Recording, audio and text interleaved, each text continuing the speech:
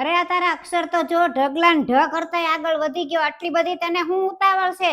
ક્યાં તારે ફ્લાઇટ પકડીને કેનેડા જાવું છે?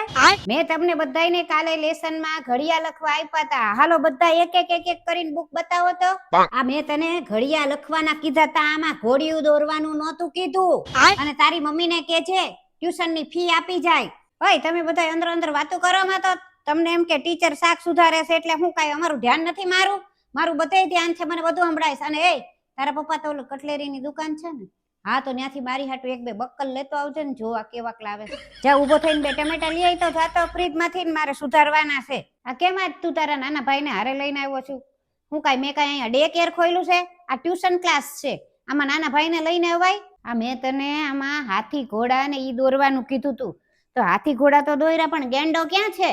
આમ જ તે તમે બધાય મને સોસાયટીમાં બદનામ કરો છો. 25 છોકરા આવતા હતા, એમાંથી હવે 5 જ થઈ ગયા. હવે 5 માંથી તમે હાવ 2 લાવો એવું કરો છો મને. હું તમને બધાયને જે સવાલ લખાવું ને એ પરીક્ષામાં પૂછવાના છે, તો ચોપડો ખોલો ને સવાલ લખો. મેડમ તમે જે સવાલ કીધા ને એ આજ સુધી એકય પરીક્ષામાં નથી પૂછાણા. તું ચૂપ થા ને, છાનો માનો બેહી જા ને પંચાયત કરતો.